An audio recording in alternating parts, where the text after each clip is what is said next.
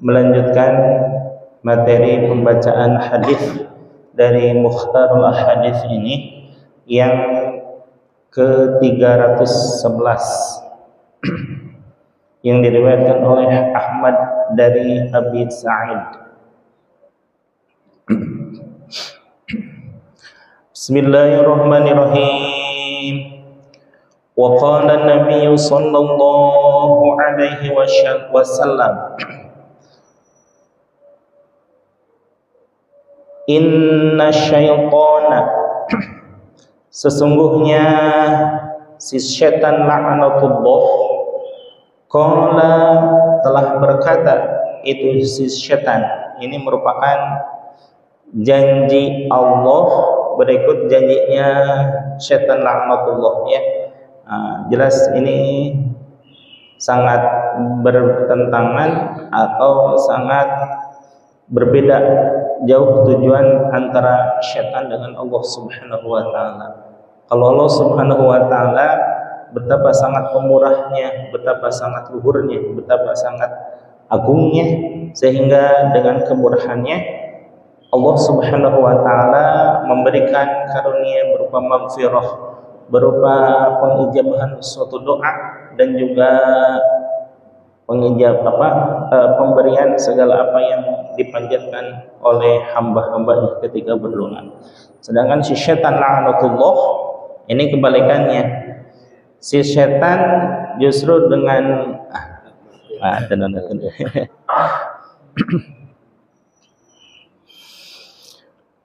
si syaitan la'natullah dengan segala kerendahan dan juga kehinaannya, seraya mengagungkan asma Allah, dia menggunakan keluhurannya tapi bersumpah akan menjatuhkan dan juga menjerumuskan umat manusia dari jalan yang diridhoi oleh Allah Subhanahu wa taala.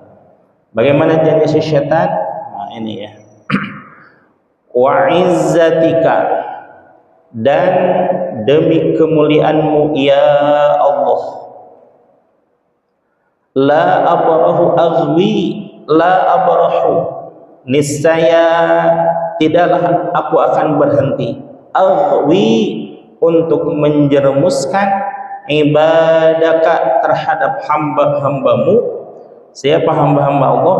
Ya kita, ya, selaku kaum muslimin wal muslimat wal mu'minina wal mu'minat. Yang hamba di sini ibadun bukan kata yang rendah, bukan. Justru ini adalah kata yang digunakan oleh Allah Subhanahu wa taala untuk menyatakan keluhuran maqam Nabi Muhammad sallallahu alaihi wasallam.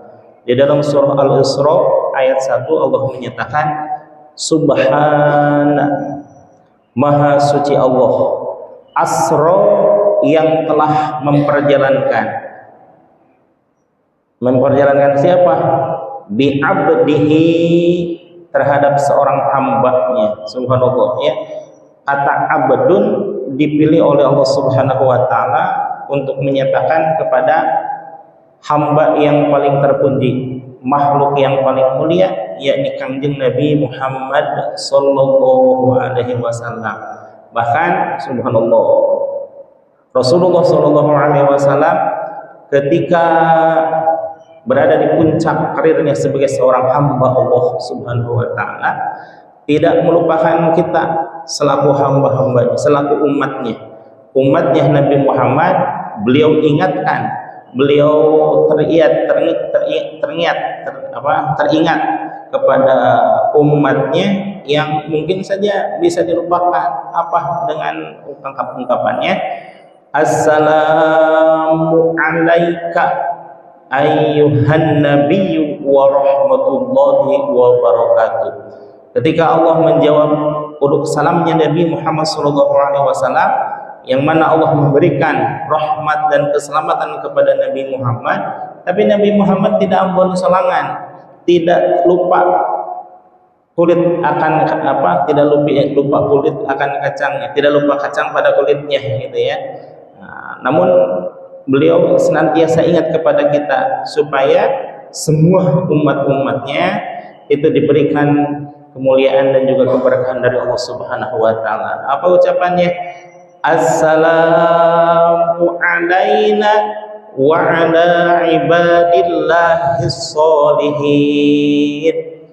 Alhamdulillah ya Allah, Engkau telah menimpahkan karunia beserta keselamatan kepada aku, kata Nabi Muhammad SAW. Namun ada tambahannya, wa ala ibadillahis sholihin, dan juga kepada hamba-hambamu yang pada soleh semuanya. Masya Allah, salah satu indikasi bahwa seseorang itu adalah soleh dan solehah adalah dengan melaksanakan amalan yang tertinggi di dalam Islam, yaitu sholat, di mana as-sholatu imaduddin. Sholat adalah tiangnya agama. Faman aqamaha faqad aqamadin. Barang siapa yang melaksanakan sholat, sudah pasti dia menegakkan agamanya. Waman tarakaha, dan barang siapa yang meninggalkan sholat, berani-berani coba-coba untuk meninggalkan sholat, maka ancaman Rasulullah SAW sangatlah dahsyat. Apa itu? Faqad hadamadid, sungguh dia telah meruntuhkan agamanya. Sekalipun di dalam data-data pribadi tertera bahwa agamanya Islam, bahwa seluruh keluarganya muslim, muslimah, tapi kalau tidak ada hiasan berupa sholat, amaliyah yang paling utama di dalam Islam, tidak bisa ya, walaupun di hadapan manusia mengaku-ngaku sebagai muslim, muslimah, tapi tidak melaksanakan sholat, nol besar di hadapan Allah dan Rasul. Insya Allah mudah-mudahan selamanya dan semuanya kita senantiasa taat beribadah kepada Allah Subhanahu wa taala, menghambakan diri sebagaimana Nabi Muhammad SAW menghambakan diri kepada Allah sampai akhir hayat. Justru ini adalah suatu kebahagiaan yang lahir batin luar biasa, karena salah satu kebutuhan dasar dari manusia adalah rasa spiritualnya, merasa bahwa dia selamanya merasa butuh kepada Allah. Itu adalah sesuatu yang paling esensial di dalam diri manusia, bahwa tidak mungkin manusia bisa berjalan, bisa tumbuh dan berkembang tanpa pertolongan Allah Subhanahu wa taala. Maka sungguh disayangkan ya, ada orang-orang yang tidak percaya kepada Tuhan, yang semuanya percaya kepada Tuhan itu merupakan satu kebutuhan yang pribadi, dan alhamdulillahnya kita bukan lagi percaya, hakul yakin, bahkan sampai tingkat mengamalkan segala perintahnya dan juga perintah Rasulullah SAW. Ini adalah satu kenikmatan yang luar biasa. Mudah-mudahan selamanya ada di dalam keadaan yang berkah dan juga husnul khatimah, serta dibangkitkan oleh Allah Subhanahu wa taala dalam keadaan muslim muslimah. Amin. Bahwa di sini ibadika abdun adalah seorang hamba. Kata si syaitan la'anatullah, la abrahu, tidaklah aku henti-hentinya, aghwi, akan menjerumuskan ibadaka, terhadap hamba-hambamu, madumta arwahuhum, sepanjang arwah-arwahnya, ruh, fi ajsadihim, berada di dalam jasadnya. Karena ketika manusia sudah wafat, inna lillahi wa inna ilaihi raji'un, maka sudah tidak ada kesempatan bagi manusia untuk menambah amalnya. Maka si setan pun tidak ada kesempatan, apa gunanya ya untuk menggoda manusia yang sudah wafat. Tapi luar biasanya Allah Subhanahu wa taala di sini, walaupun memang idza mata ibnu adama in qata'a. Bahasa Rasulullah sallallahu alaihi wasallam itu akan terputus semuanya. Idza mata ibnu adama, apabila anak Adam meninggal, manusia meninggalkan alam dunia ini, in qata'a, maka terputuslah semua amalannya, terputus semua kesempatan untuk menambah amal ibadah, untuk mendekatkan diri kepada Allah, karena memang jasadnya sudah tidak ada. Yang Allah perhitungkan di alam dunia ini justru ketika masih bersatunya arwah dengan jasad. Jasad walaupun katakanlah dikontrak di alam dunia hanya 63 tahun kalau menghitung-hitung usia Rasul, atau 70 atau 80 atau 90 dan lain sebagainya, itulah yang diperhitungkan oleh Allah Subhanahu wa taala. Ruhnya tidak, ya, walaupun ruhnya itu bisa merasakan bahagia atau celakanya. Ruh itu di dalam satu kitab yang namanya Ar-Ruh, ditulis oleh Syekh Ibnul Qayyim Al-Auza'i, murid dari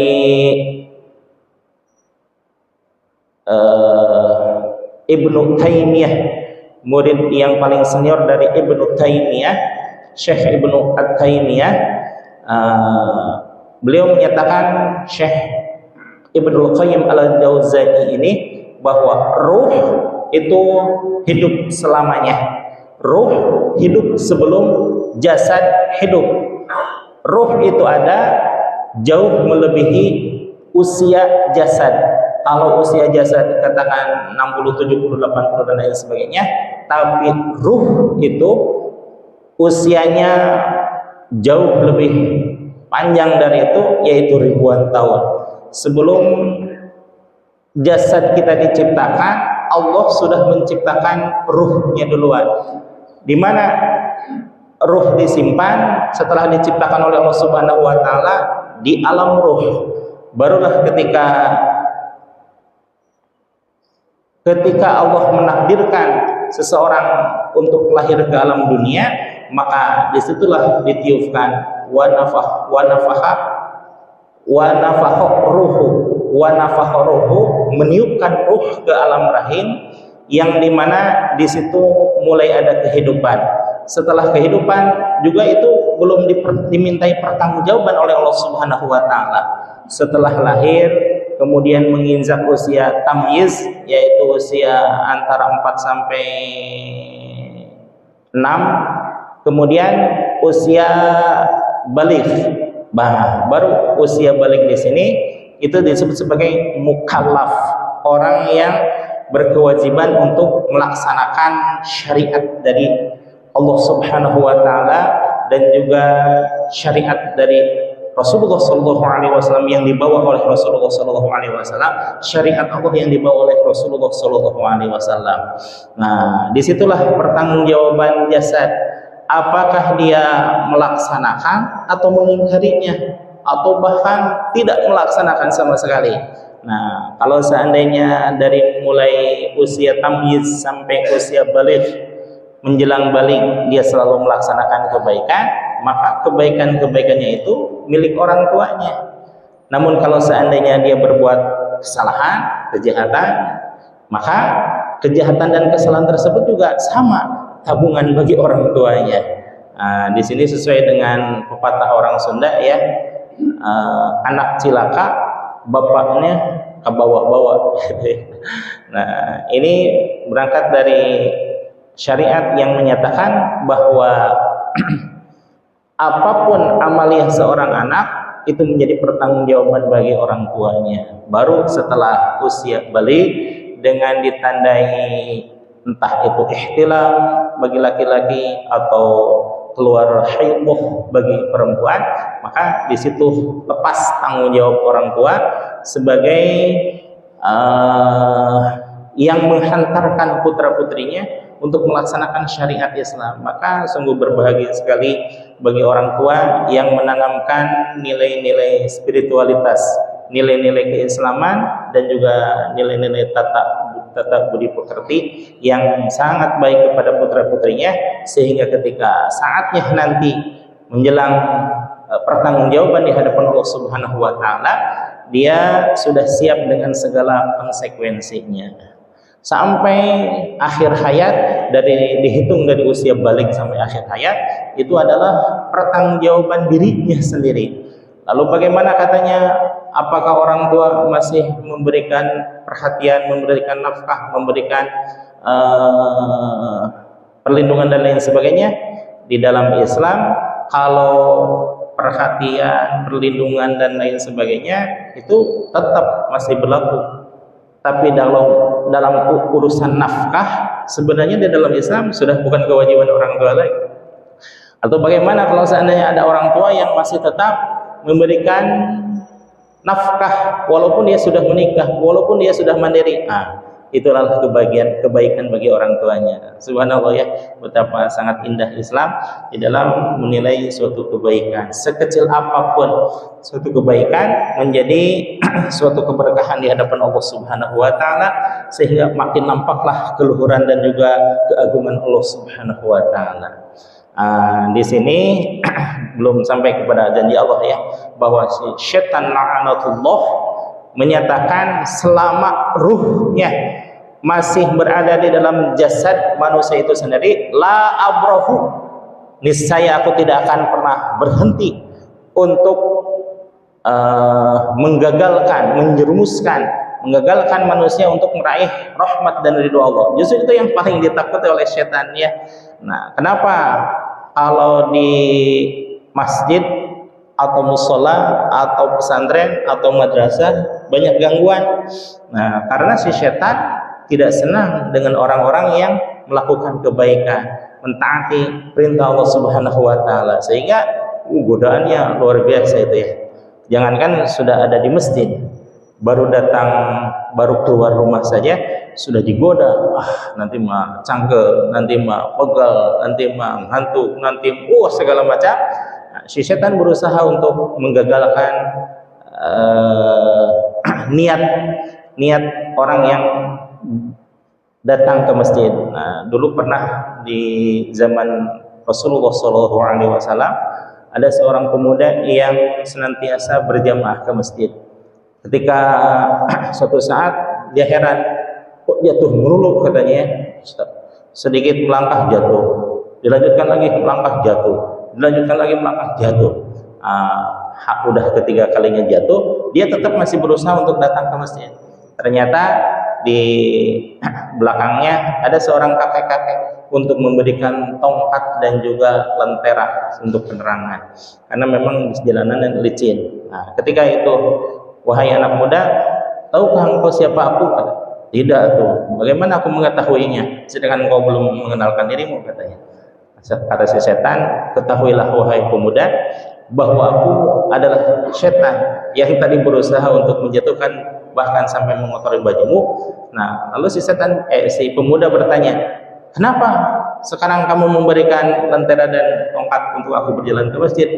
Aku khawatir, katanya, kalau seandainya engkau melanjutkan untuk yang kesekian kalinya, kalau jatuh yang pertama, aku bergetar melihat ampunan Allah bahwa seluruh dosa-dosamu diampuni. Diampuninya kenapa?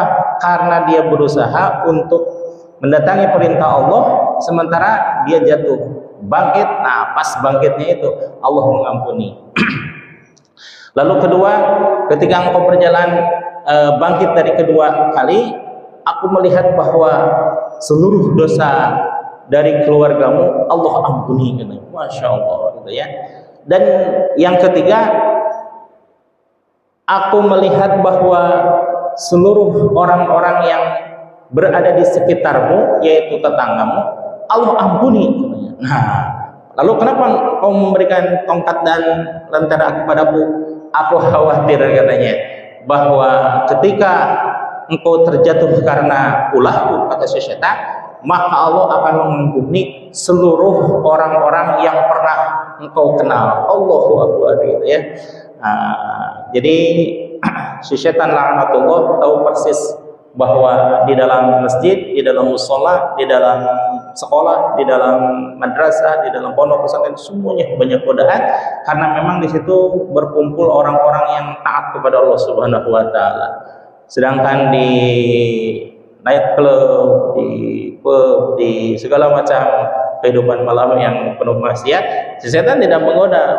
Kenapa tidak menggoda? Dia sendiri yang menggoda, menjerumuskan dirinya. Kenapa saya harus menggoda? Katanya. Jadi buang-buang waktu saja, mendingan aku menggoda orang-orang yang melakukan ketaatan gitu ya. Nah, bahwa di sini satu i'tibar bahwa kejahatan itu dilandasi oleh dua hal. Yang pertama faktor ekstern, yaitu godaan setan, dan ini sebenarnya hampir mudah ya, hampir mudah, saya katakan hampir mudah, karena banyak orang-orang yang berhasil untuk menghalau godaan setan, tapi juga banyak orang yang tidak sanggup untuk mengalahkan godaan setan. Di sini sebelum saya beralih kepada janji Allah ya nanti di akhir, bahwa untuk menghalau godaan setan sebenarnya memang teorinya sih mudah. Teorinya mudah, tapi kenyataannya Masya Allah sangat susah, luar biasa. Yang pertama, bahwa di dalam surah Az-Zukhruf ayat 36 Allah menyatakan wa may ya'shu an dzikrir rahman, dan barang siapa yang mengabaikan zikrul rahman, mengingat ar-rahman dalam artian zikrullah, ingat kepada Allah, nuqayyid lahu syaitanan, maka aku, kata Allah, aku barengi dia dengan setan, wa huwa lahu qarin, dan si setan laknatullah senantiasa menempel pada orang tersebut. Artinya kemanapun dia pergi selalu ditempel oleh Allah. Di dalam surah Az-Zukhruf di sini sangat jelas bagi kita bahwa setan sangat menyenangi orang-orang yang mengabaikan zikir kepada Allah, mengabaikan zikrul rahman. Ar-Rahman ini merupakan perwakilan dari asma Allah yang memiliki sifat maha pengasih lagi maha penyayang. Dari seluruh sifat-sifat Allah, baik yang terhitung maupun yang tidak terhitung, sebenarnya kalau kita rujukannya kepada tafsir surah Yasin, nama-nama Allah bukan hanya 99, tapi 4000 nama-nama Allah. 1000 yang termaktub di dalam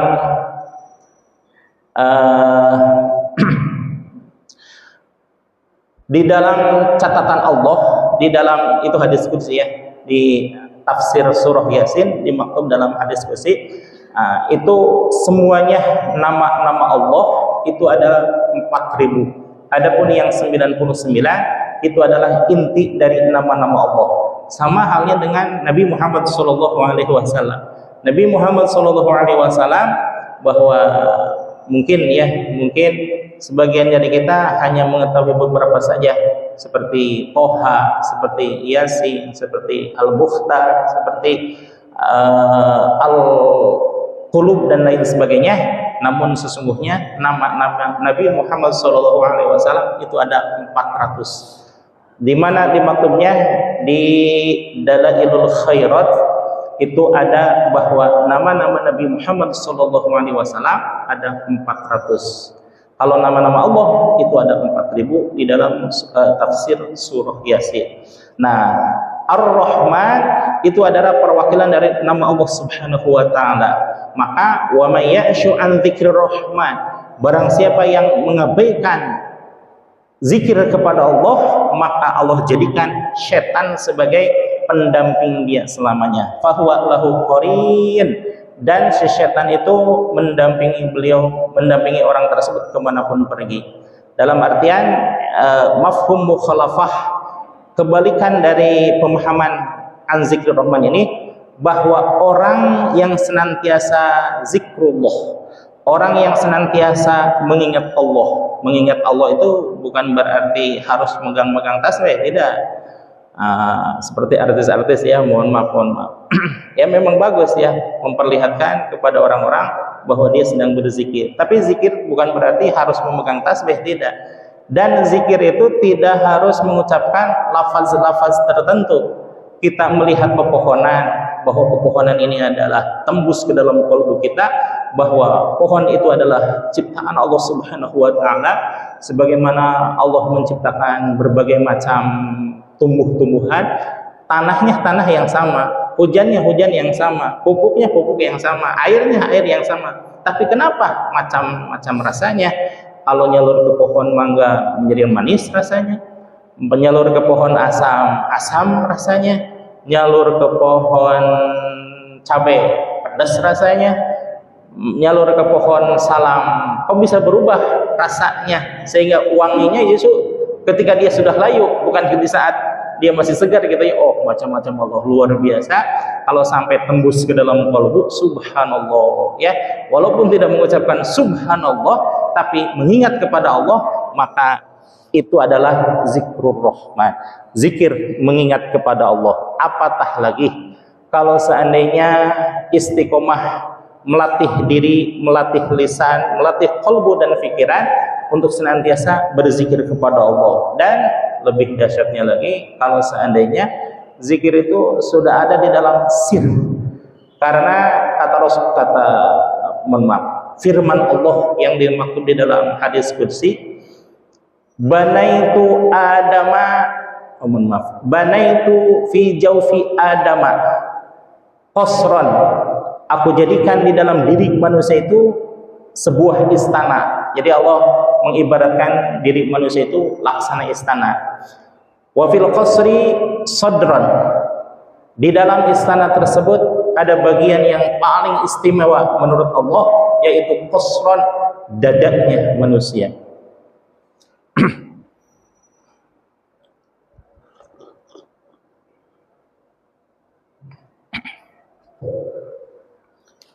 Wa fis sadri qalban, dan di dalam dada itu tersimpan mutiara yang sangat berharga, yaitu kalbu. Kalbu itu sebenarnya bagian terkecil dari sesuatu yang paling dalam, karena di dalam kalbu, kalau kalbu itu bahasa umumnya kalbu saja, tapi sebenarnya ada yang lebih dalam, lebih dalam, lebih dalam lagi. Wa fil qalbi fuadan, dan di dalam kalbu manusia aku jadikan mata hati. Wa fil fuadi syagofan, dan di dalam mata hati tersebut ada syagof, yaitu lapisan yang terdalam. Wa fi syagofi lubban, dan di dalam syagof yang paling dalam itu ternyata ada palung yang paling lebih dalam lagi. Dan nah ini istimewanya, wa fil lubbi sirrun, dan di dalam lubuk hati seseorang itu ada sir. Wa fi sirri ana, kata Allah Subhanahu wa taala, dan di dalam sir seseorang, di dalam sir seseorang itu disitulah aku berada, kata Allah Subhanahu wa taala. Di dalam Al-Qur'an bahwa Allah menyatakan innallaha yahulu bainal mar'i wa qalbihi, sesungguhnya aku berinteraksi dengan manusia, wa qalbihi, melalui kalbunya. Dan maksud Allah yang paling dalam adalah wa fi sirri, di dalam sir manusia. Tapi kalau secara umum itu kalbu itu sudah cukup gitu ya. Tapi kalau lebih dalam, lebih dalam, lebih dalam, lebih dalam lagi, itu bahasanya sir, karena lapisan yang paling dalam itu sir, dan kalbu itu adalah lapisan yang terdalam di antara yang terluar. Kalau yang terluar kan ya fisik secara ini kita miliki ini ya, yang Allah titipkan kepada kita, itu bagian yang terluar. Tapi yang paling dalam itu adalah kalbu, dan di dalam yang paling dalam kalbu itu ada yang sesuatu yang disebut sir. Sesungguhnya disitulah Allah menurunkan hidayahnya kepada manusia. Di dalam bahwa ketika kita mengingat Allah, terutama melalui sir kita, yang tentu saja ini tidak sembarangan, tidak mudah untuk mendapatkannya.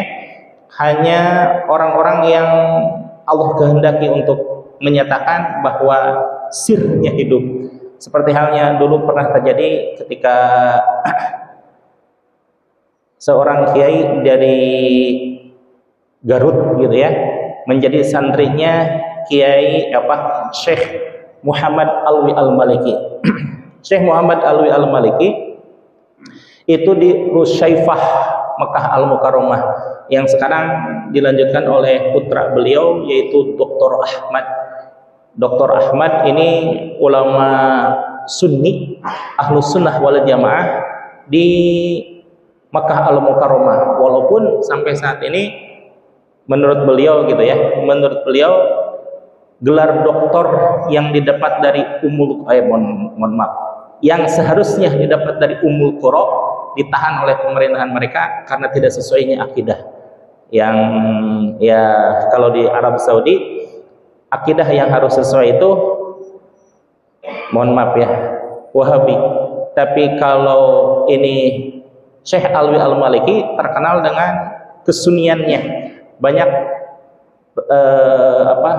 banyak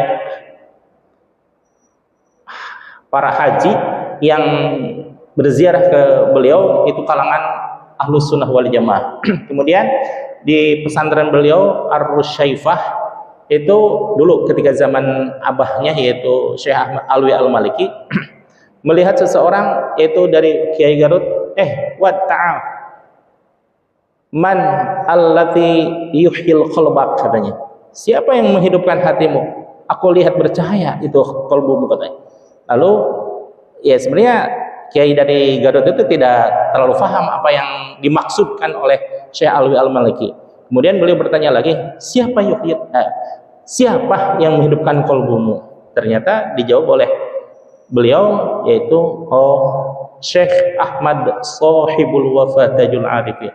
Begitu mendengar Syekh Ahmad Shahibul Wafa Tajul Arifin, Syekh Alwi Al-Maliki langsung mengucap qaddasallah. Padahal qaddasallahu sirroh itu dikhususkan untuk Syekh Abdul Qadir Al-Jilani. Tapi subhanallah ya, dengan pengucapan seperti itu menjadi itibar bagi khususnya murid-murid Syekh Ahmad bahwa ya begitulah istimewa gitu ya.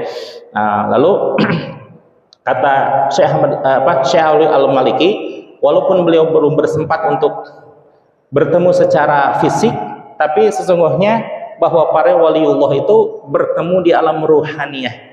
Ketika Allah Subhanahu wa taala akan mengangkat seorang wali, maka seluruh wali-wali itu berkumpul semuanya. Berkumpul ya dari mana-mana berkumpul, memang tidak mengenal ketika di alam dunia, tapi di alam ruhaniyah. Secara ruhaniyah, nurnya wali-wali itu saling mengenal. Maka kalau seandainya ada seorang ulama yang menyatakan bahwa untuk mengenalkan diri kita kepada wali-wali yang sudah meninggal, pilihlah beberapa orang atau salah satu atau kalau bisa banyakan gitu ya, dikhususkan untuk beliau bertawasul setelah Kangjeng Nabi Muhammad, kemudian para wali-wali yang disucikan dan juga dihormati di dalam dunia Islam, kemudian orang tua, guru dan orang tua kita. Maka istilah kata kalau kita memperkenalkan diri, mereka mah subhanallah di alam rohaniyah tahu bahwa kita adalah kaum muslimin wal muslimat. Dengan cara apa? Dengan melihat fi wujuhihim atharihim, di wajahnya terlihat bekas wudu. Maka ghairil muhajjalin itu wajah yang bercahaya, wajah yang sering terkena air wudu, itu sudah pada mengenal bahwa kita adalah kaum muslimin wal muslimat. Tapi secara khususiyah, siapapun yang ingin dijadikan guru oleh kita dan supaya beliau memberikan syafaatnya kepada kita, kan kalau syafaatul uzma, mohon maaf ya, terlalu jauh gitu ya, dan terlalu sangat istimewa sehingga kita katakanlah dari miliaran kaum muslimin, saya yang paling ujung dari hitungan terakhir. Berarti kan betapa lamanya untuk mendapatkan syafaatul uzma. Ada yang paling terdekat, siapa itu? Guru kita walaupun bukan syafaatul uzma, yang kata Rasulullah, mohon maaf. Kalau seandainya jangankan saya gitu mereka, Misalkan saya termasuk orang-orang yang zolim, orang-orang yang durhaka, sehingga di catatan Allah itu saya masuk neraka kerak yang paling dasar. Asal mendapatkan syafaatul uzma saya saja gitu ya. Kata Kangjeng Nabi Muhammad SAW, Robbi habli minas solihin, Robbi habli minas solihin, salim ummati ya Rob, salim umat. Langsung Allah membalikan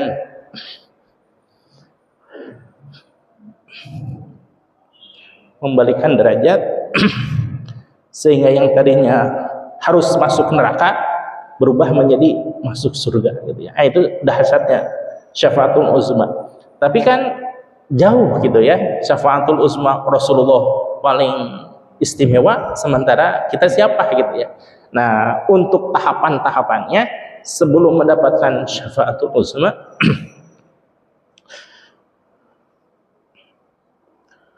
kita berusaha untuk mendapatkan syafaat dari guru-guru kita. Maka alhamdulillah saya dan juga beberapa ikhwan sedang belajar untuk memperkenalkan diri kepada para waliullah dengan petunjuk dari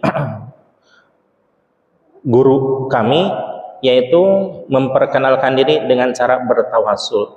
Berapa lama? Ya alhamdulillah setiap pada sholat kami senantiasa ila hadrati, pertama hadrati kepada Kangjeng Nabi, kemudian para wali-wali, dan terakhir kepada orang tua dan kaum muslimin wal muslimin al ahya minhum wal amwat, baik kaum muslimin yang masih hidup maupun kaum muslimin yang sudah meninggal, semuanya kami berusaha untuk mendekatkan diri kepada mereka dengan izin Allah ya. Alhamdulillah, ini sementara sebatas wasilah dan sebatas ikhtiar bahwa kami ingin hidup dalam keadaan diberkahi oleh Allah Subhanahu wa taala, dan ketika meninggalnya pun meninggal diakui oleh Rasulullah SAW, terutama ya yang paling dekat gitu ya, diakui sebagai murid dari salah satu para ulama. Demikian.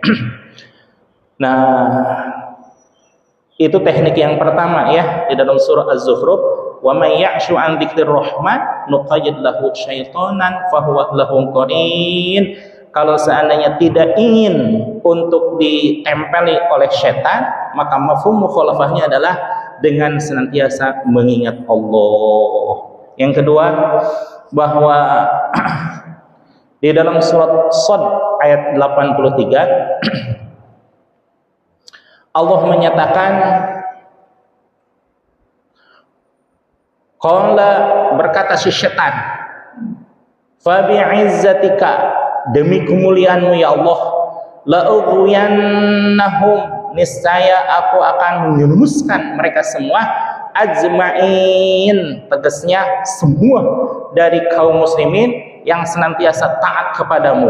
Nah, jadi si setan itu dengan gagah perkasanya selalu menggoda kita. Cuma ada pengecualian. Apa itu? Illa ibadaka minhumul mukhlasin, kecuali ya Allah ada beberapa orang yang aku tidak sanggup untuk mendekatinya, apalagi untuk menggodanya. Siapa itu? Ibadaka minhumul mukhlasin, orang-orang yang senantiasa ikhlas. Ikhlas di sini subhanallah ya, makom yang salah satu makom yang tertinggi di hadapan Allah itu adalah makom ikhlas. Lalu di sini Al-Quran menyatakan mukhlas. Apa bedanya ikhlas dengan mukhlas? Kalau ikhlas mah seperti saya dan Bapak semuanya itu berusaha untuk ikhlas. Namun khususnya saya, ikhlasnya itu kapung-kapungan, tempo-tempoan. Kadang-kadang ikhlas gitu ya, cuma ikhlasnya cuma bertahan beberapa detik gitu kalau saya gitu ya. Seringnya mah tidak ikhlas. Contoh seperti sholat, Allahu Akbar. Ketika Allahu Akbarnya saya paham bahwa saya sedang sholat, tapi ketika setelah Allahu Akbar ke sana sampai hampir Assalamualaikum, Assalamualaikum, itu berkecamuk dalam pikiran dan hati saya. Oh, cicilan motor, oh, cicilan rumah, segala macam. Urusan duniawi masuk ke dalam kolbu saya. Tapi ketika saya berusaha, saya lagi sholat, balikin lagi kepada sholat. Jadi di dalam sholat saja karena saking terbelakangnya saya, yang sholat yang katakanlah 4 menit 5 menit, hanya beberapa detik saja saya untuk ikhlasnya kepada Allah, gitu ya. Tapi saya sudah berusaha ikhlas lagi, tidak berusaha jongklok lagi, dan lain seterusnya. Pada usia udah katakanlah 47 gitu ya, 47 tahun, hampir tidak pernah menjadikan ikhlas di dalam setiap ibadah saya. Nah, berbeda dengan mukhlas. Mukhlas itu orang yang senantiasa istiqomah dalam keadaan ikhlas. Kalau di dalam istilah Al-Hikam, jangan pernah berkecil hati ketika seseorang masih sedikit amal ibadahnya. Kalau seandainya Allah sudah menakdirkan untuk berada di dalam maqam mukhlas, maka segalanya hanya kepada Allah Subhanahu wa taala. Masya Allah ya. Jangankan Nabi Muhammad, jangankan para sahabat, jangankan para tabi'in, jangankan para tabi'un tabi'in, jangankan para ulama salafin, para ulama khalafin, para ulama zaman sekarang pun masih ada yang berkedudukan sebagai orang yang mukhlas. Suatu saat tahun 2001 ya, Syekh Nazim Al-Kabbani dari Cyprus, Amerika, berdoa kepada Allah, munajat, ya Allah, tunjukkan kepada saya mana itu orang yang ikhlas. Maka Allah mengilhamkan kepada beliau 10 nama, dan nama-nama tersebut bukan dari Amerika atau sekitarnya, tapi ada di Indonesia. Namun subhanallah, melalui terjemahan dari seorang kiai dari Jakarta gitu ya, semuanya diterjemahkan, ucapan-ucapan Syekh Nazim, dan beliau pun hadir pada saat pertemuan tersebut. Ada orang yang subhanallah betapa sangat ikhlasnya, sehingga perbedaan dari orang-orang yang ikhlas itu kelihatan dari cahayanya gitu ya. Kemudian bagaimana kalau untuk mencapai mukhlas, kan kita mah betapa jauh jaraknya gitu ya. Kata Rasulullah SAW, kun ma'allah, tetaplah bersama dengan Allah. Namun Rasulullah memberikan pilihan, karena beliau pun tahu tidak semua orang memiliki qalbu yang istimewa.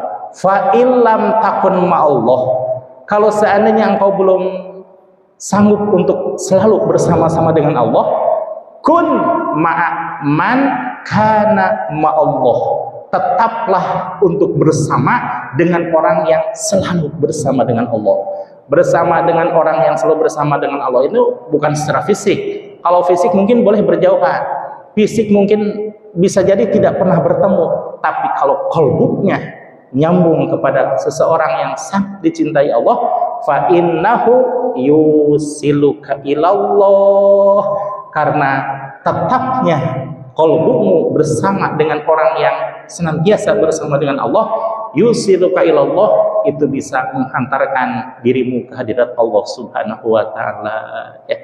Maka insya Allah mudah-mudahan kalau seandainya di sini difahami bahwa si setan tidak pernah berani untuk menggoda orang-orang yang mukhlas. Bagaimana supaya kita juga tidak digoda oleh setan? Ya, berusaha untuk mukhlas. Tapi kalau makom kita kan yang tahu sendiri di kita gimana gitu ya. Seperti makom saya mah nggak pernah ikhlas saya katanya ya. Walaupun pernah ikhlas sih cuma beberapa detik. Dalam seumur hidup paling beberapa detik lah gitu ya. Nah, karena susahnya untuk mencapai mukhlas, maka makom yang memungkinkan adalah bersama dengan seseorang yang sudah berada di dalam makom mukhlas. Insya Allah setan pun tidak akan sanggup untuk menggoda kita ya. Sebenarnya ini hadisnya belum selesai, kemudian perangkap untuk mengcounter godaan setan pun belum selesai. Tapi berhubung waktu memisahkan kita, saya cukupkan sekian saja ya. Insya Allah pertemuan yang akan datang kita lanjutkan. Sebenarnya hadisnya ini pendek.